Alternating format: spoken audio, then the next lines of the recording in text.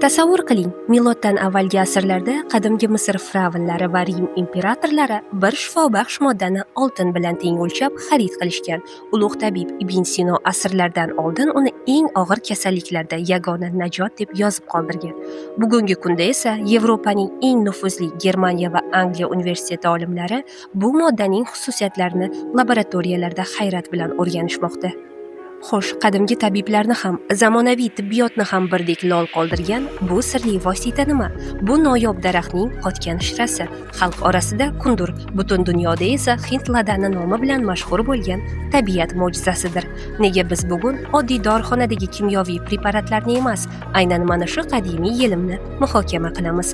Diqqat bilan tinglang, chunki bugun siz bo'g'im og'riqlari, astma va xotira pasayishi kabi muammolarning eng kuchli ilmiy tasdiqlangan tabiiy yechimi bilan tanishasiz.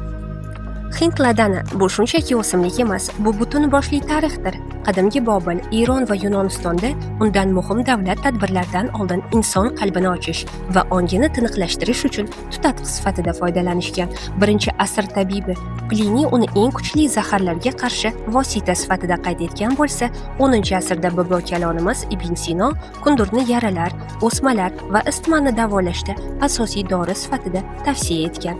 Biroq uning chinakam shifobaxsh kuchi qadimgi Hind tibbiyoti Ayurvedada to'liq kashf etilgan. Ayurvedada bu yopishqoq suyuqlik Salai Gugul deb ataladi. Ming yillar davomida Hind tabiblari undan revmatizm, og'ir bo'g'im kasalliklari, uzilmaydigan yo'tal, astma va turli yallig'lanishlarni davolashda eng asosiy qurol sifatida foydalanib kelishgan. Lekin bu shunchaki xalq tabobati afsonasimi yoki uning ortida qat'iy ilm-fan yotibdimi?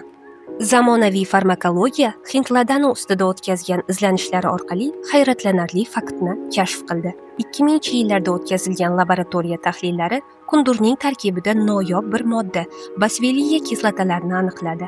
Aynan mana shu kislota organizmdagi eng og'ir yallig'lanish jarayonlarini to'xtata olar ekan. Keling buni ilm-fan tilida, ammo sodda qilib tushuntiramiz. Tanamizda yallig'lanish va og'riqni keltirib chiqaruvchi 5-lipoksigenaza degan maxsus ferment bor. Siz dorixonalardan oladigan ko'plab kimyoviy og'riq qoldiruvchilar og'riqni vaqtincha to'xtatadi, lekin oqibatda oshqozoningizni yemirib, yara qilib qo'yadi. Basveliya kislotasi esa mutlaqo boshqacha ishlaydi. U ana shu yallig'lanish fermentini bloklaydi, lekin oshqozonga ham, bo'g'im haftagiga ham umuman zarar yetkazmaydi. Aksincha ularning yemirilishini to'xtatadi. Bu shunchaki nazariya emas. Germaniyaning Tübingen universiteti klinikasida o'tkazilgan tajribada astma bilan og'rigan bemorlarga basveliya preparati berilganida ularda nafas qisishi va xurujlari keskin kamaygan. Dresden universitetida esa ichakning og'ir yallig'lanish xastaligi bilan og'rigan bemorlarda 6 haftalik davolashdan so'ng qandaydir sun'iy dorilarsiz katta ijobiy natijalar qayd etilgan. Hind ladani faqatgina bo'g'im va nafas yo'llari uchungina foydali emas. Sharq tabobatida uning eng ko'p qo'llaniladigan xususiyati xotira va zehnni o'tkirlashishdir.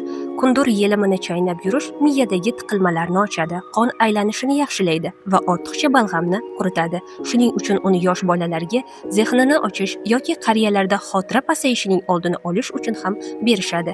Chaynash orqali milklarni mustahkamlash, og'izdagi noxush hidlar va tomoq og'rig'ini tezda bartaraf etish mumkin.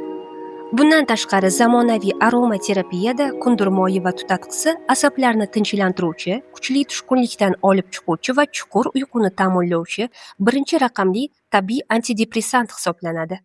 Kundur osonlikcha olinmaydi. Daraxt tanasiga maxsus kesmalar qilinib, undan oqib chiqqan shira 10-12 kun davomida qotishi kutiladi. Eng oliy navli kundur och, sarg'ish, shaffof va o'tkir hidli yirik tomchilar ko'rinishida bo'ladi.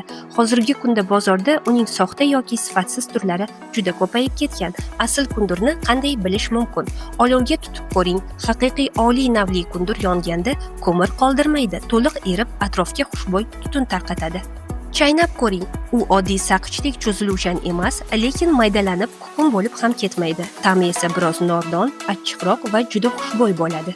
Sog'lig'ingiz uchun aynan toza va aralashmalarsiz eng yuqori sifatli hind ladanini izlayotgan bo'lsangiz, Sunnah Products sizga tabiatning bu asl ne'matini o'z holicha kafolatlangan tozalikda taqdim etadi.